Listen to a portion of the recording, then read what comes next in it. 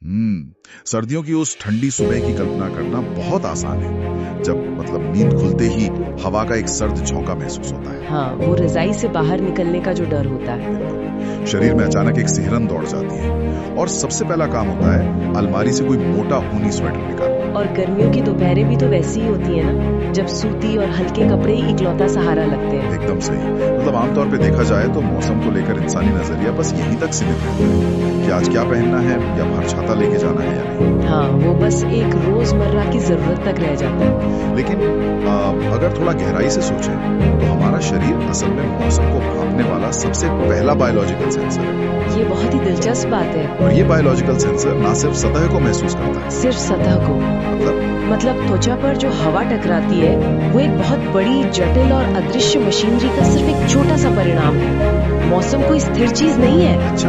हाँ, ये लगातार चलने वाली एक भौतिक और रासायनिक प्रक्रिया है जो पृथ्वी के हर हिस्से को प्रभावित करती है। और यही हमारी आज की इस अहम चर्चा का मुख्य विषय है। आज हमारे पास जो स्रोत है वो कक्षा 7 की पाठ्यपुस्तक India and the world, land and the people के मौसम विज्ञान से जुड़े एक अध्याय से लिए गए हैं।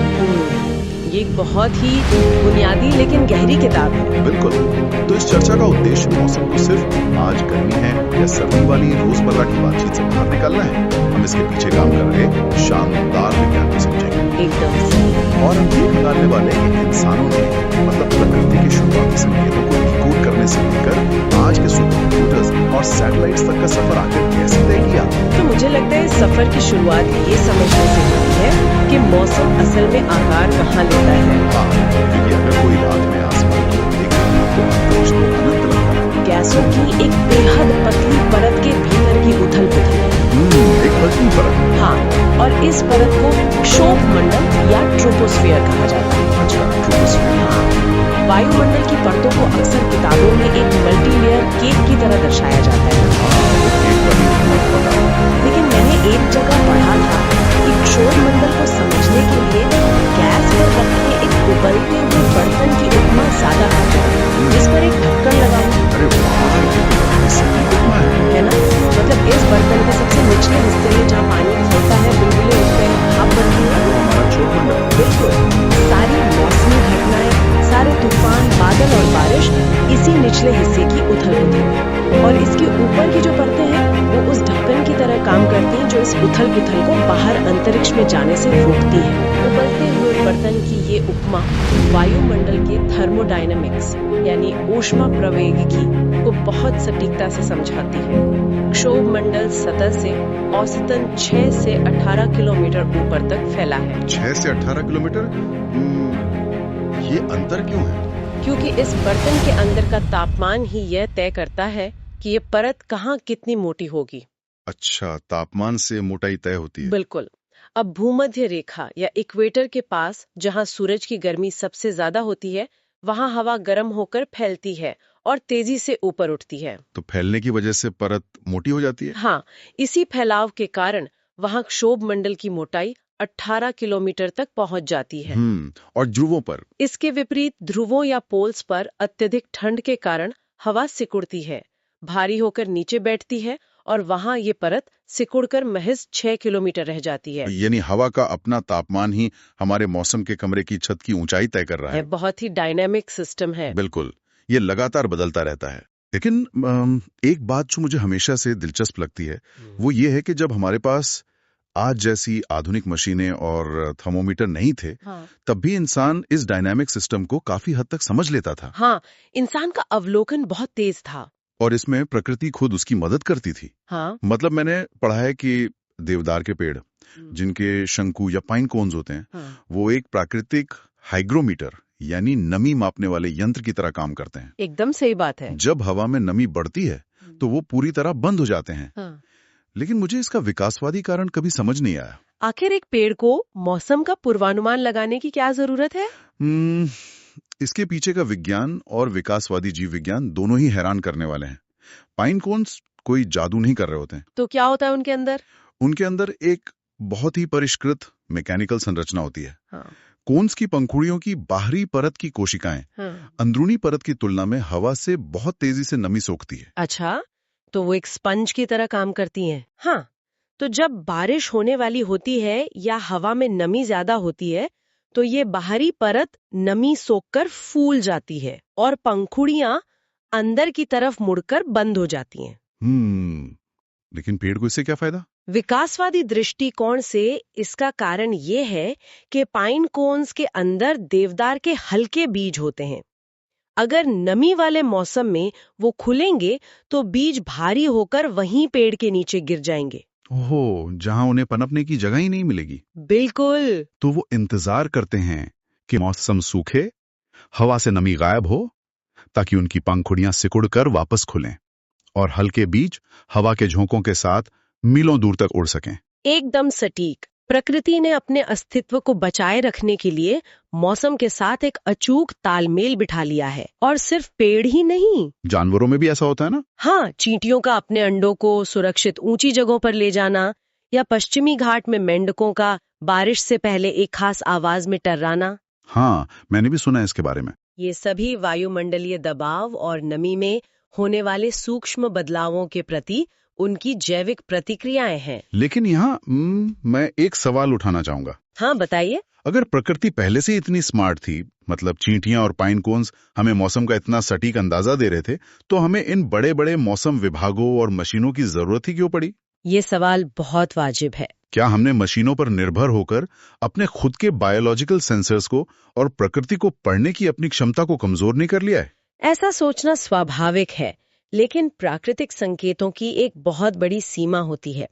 वो स्थानीय होते हैं और व्यक्तिपरक होते हैं। व्यक्तिपरक मतलब हर इंसान के लिए अलग? हाँ, प्रकृति हमें ये बता सकती है कि बदलाव आ रहा है, लेकिन वो उस बदलाव का कोई पैमाना या डेटा नहीं दे सकती। इसे एक बहुत ही आम उदाहरण से समझते हैं। चेन्नई का रहने वाला कोई इंसान जब 20 डिग्री सेल्सियस तापमान महसूस करता है तो उसके लिए वो कड़ाके की ठंड हो सकती है। हाँ, वो तो स्वेटर पहनकर बाहर निकलेंगे। बिल्कुल। लेकिन कश्मीर में रहने वाले किसी इंसान के लिए वही 20 डिग्री का तापमान एक बहुत ही सुहावनी और हल्की गर्म दोपहर हो सकती है। अरे हाँ, ये तो है। तो ठंड और गर्मी इंसान के शरीर और उसकी आदत पर निर्भर करती है। समझ गया। यानी अगर चेन्नई वाला कश्मीर वाले को बताए कि यहाँ बहुत ठंड है, तो इसका कोई वैज्ञानिक अर्थ नहीं निकलता। बिल्कुल नहीं निकलता। हमें किसी ऐसे तटस्थ पैमाने की जरूरत थी जो इंसान की भावनाओं या आदतों से प्रभावित ना हो, और यहीं से संख्याओं, थर्मोमीटर्स और सटीक डेटा की शुरुआत हुई। और यही वो डेटा है जो हमें मौसम से आगे बढ़कर जलवायु को समझने में मदद करता है।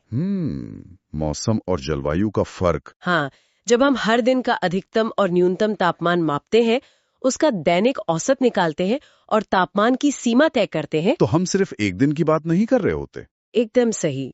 इन आंकड़ों को दशकों तक जमा करने के बाद ही कोई देश अपनी कृषि नीतियां बना पाता है, बाढ़ का प्रबंधन कर पाता है और भविष्य के खतरों का अनुमान लगा पाता है। हाँ, डेटा के बिना तो कोई लंबी योजना बन ही नहीं सकती। और भारत जैसे विशाल और भौगोलिक विविधताओं वाले देश में तो इसकी आवश्यकता और भी अधिक थी। इसी आवश्यकता ने 1875 में भारतीय मौसम विज्ञान विभाग यानी IMD की स्थापना की नींव रखी। 1875?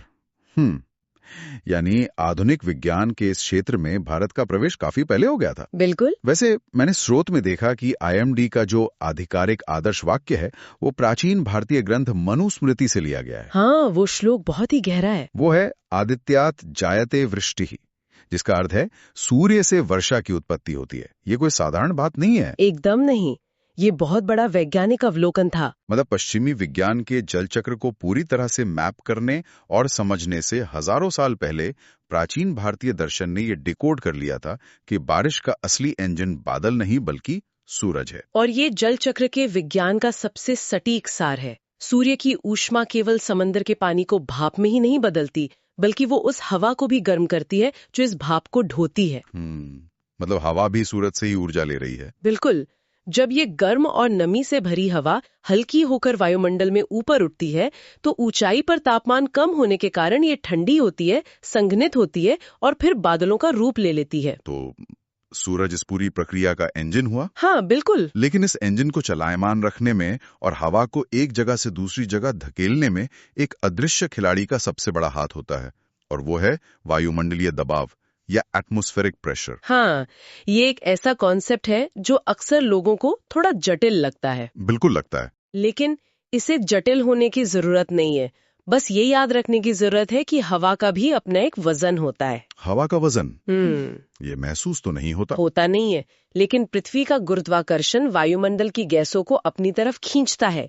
ये हवा हर समय, हर इंसान, हर इमारत और हर पेड़ पर अपना पूरा वजन डाल रही है। बाप रे। इसे इस तरह देखा जा सकता है कि पृथ्वी की सतह पर मौजूद हर चीज हवा का एक विशालकाय अदृश्य बैकपैक उठाए हुए है। अदृश्य बैकपैक, ये उपमा मुझे पसंद आई। और इस दबाव को मापने के लिए बैरोमीटर का इस्तेमाल किया जाता है। इसकी इकाई मिलीबार होती है। मिलीबार। समुद्र तट पर जहां वायुमंडल की पूरी मोटाई हमारे ऊपर होती है, वहां इस अदृश्य बैकपैक का वजन सबसे अधिक होता है, लगभग 1013 मिलीबार। 1013 मिलीबार। अच्छा, और स्रोत में ये लिखा है कि जब ये दबाव 1000 मिलीबार से नीचे गिरता है तो मौसम विभाग इसे डिप्रेशन कहता है। हाँ, डिप्रेशन का बनना बहुत अहम है। और तूफान या चक्रवात का अलर्ट जारी कर देता है। लेकिन अगर हम इसका गणित देखें तो 1013 से 1000 तक की गिरावट सिर्फ 13 मिलीबार की है। हाँ, संख्या में तो ये बहुत कम है। ये कुल दबाव का मात्र 1.2 या 1.3% हिस्सा है। इतनी मामूली सी गिरावट इतना बड़ा बवाल कैसे खड़ा कर सकती है? ये भौतिकी का एक बहुत ही दिलचस्प पहलू है। जब किसी जगह की हवा गर्म होकर ऊपर उठ जाती है तो वहां की सतह पर हवा का वजन कम हो जाता है। यही निम्न दबाव या लो प्रेशर है। बिल्कुल। अब प्रकृति को खालीपन सख्त नापसंद है। अच्छा, वैक्यूम नहीं रह सकता। हाँ, जहां भी ये 1.2% का खालीपन या असंतुलन पैदा होता है तो आसपास के उच्च दबाव वाले क्षेत्रों से भारी और ठंडी हवाएं पागलों की तरह उस खालीपन को भरने के लिए दौड़ पड़ती हैं। ओहो, तो वो तेजी से दौड़ती हुई हवा ही तूफान है। एकदम सही। दबाव में गिरावट जितनी तेज होगी, हवाओं के दौड़ने की गति उतनी ही हिंसक होगी।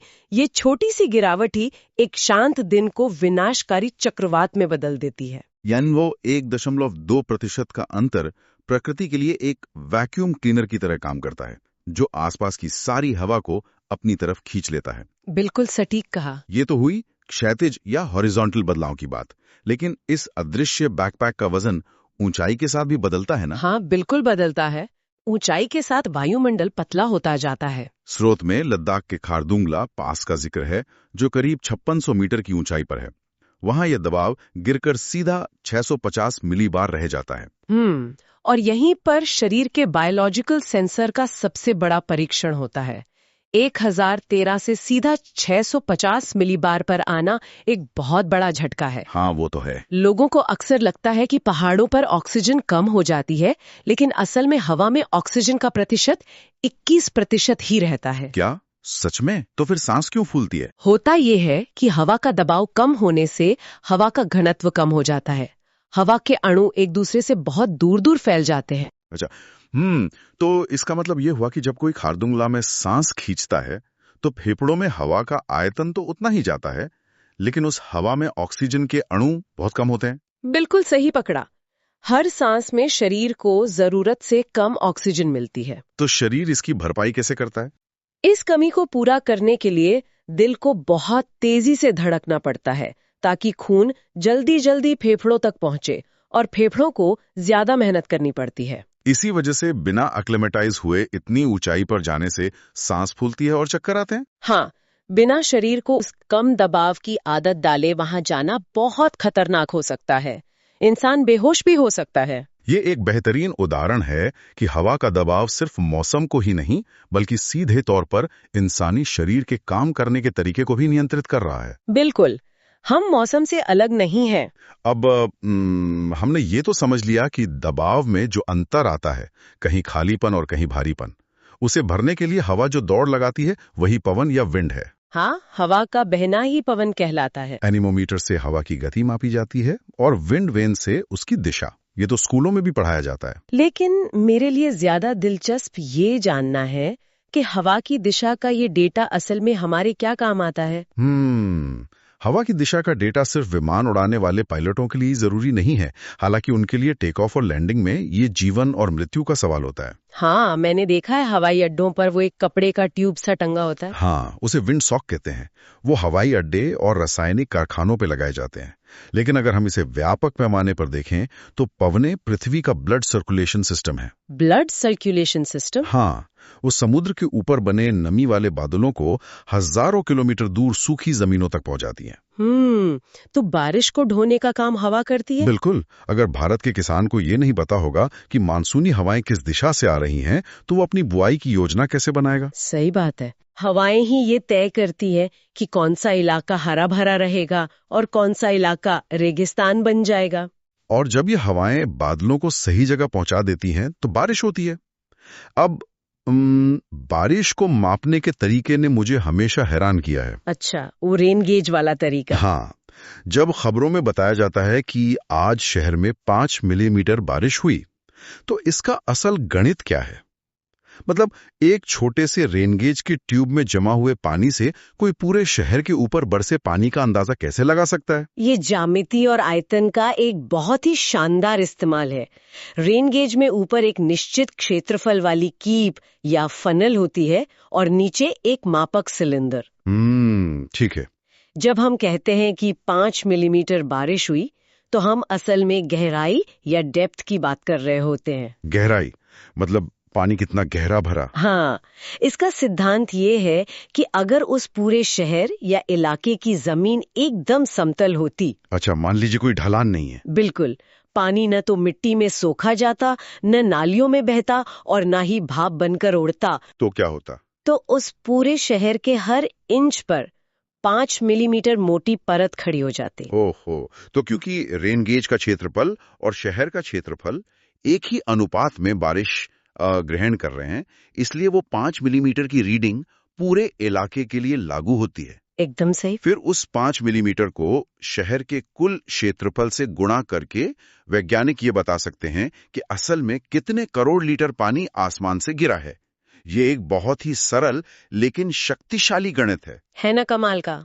और जब हम इन सभी टुकड़ों को जोड़ते हैं, टुकड़े जैसे तापमान, दबाव का वो 1.2% वाला वैक्यूम, हवाओं की दिशा और रेन गेज में जमा होने वाला पानी, तब जाके हमें समझ आता है कि मौसम विज्ञान किसी एक चीज का अध्ययन नहीं है।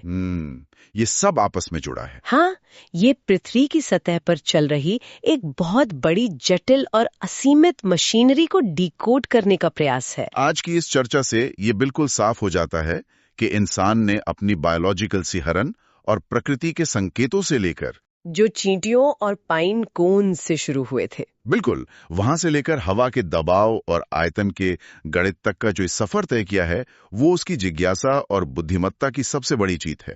पाइन कून्स के खुलने का इंतजार करने से लेकर बैरोमीटर की सुई को गिरते हुए देखकर तूफान की चेतावनी देने तक हमने बहुत लंबा रास्ता तय किया है। और ये यात्रा हमें ये भी सिखाती है कि हम इस वायुमंडल से अलग नहीं है।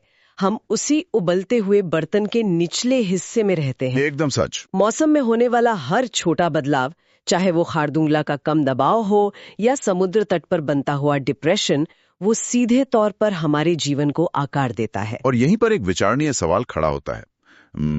हजारों सालों तक हमने आसमान देखकर, पेड़ों के बदलते रूप को देखकर और जानवरों की बेचैनी को समझकर मौसम का पूर्वानुमान लगाया। हाँ, प्रकृति ही हमारी प्रयोगशाला थी। और आज हम यही काम सैटेलाइट्स और सुपर कंप्यूटर्स के डेटा से कर रहे हैं। लेकिन सोचने वाली बात यह है। क्या बात? जिस तेजी से आज जलवायु बदल रही है और मौसम चरम रूप ले रहा है, क्या प्रकृति के वो पुराने संकेत आज भी उतने ही प्रासंगिक है? ये एक बहुत ही गहरा सवाल है। जब अगली बार कोई बड़ा तूफान आएगा, तो क्या हमें प्रकृति की खामोशी और चींटियों की कतारों से चेतावनी मिलेगी, या फिर हमारे स्मार्टफोन की स्क्रीन पर चमकते हुए किसी लाल रंग के अलर्ट से? और इन दोनों में से भविष्य में हम किस पर ज्यादा भरोसा करेंगे? बिल्कुल। क्या हमारी आधुनिक मशीनें बदलते मौसम को बेहतर समझ पाएंगी, या फिर हम फिर से उसी प्राकृतिक बायोलॉजिकल सेंसर की ओर मुड़ेंगे? ये एक ऐसा सवाल है जिस पर सबको गंभीरता से विचार करना चाहिए। आज के लिए इस चर्चा को यहीं रोकते हैं। हाँ, आज की यात्रा काफी ज्ञानवर्धक रही। सुनते रहिए और अपने आसपास के मौसम और गंधों का रखे उस अदृश्य बैकपैक को महसूस करते रहिए।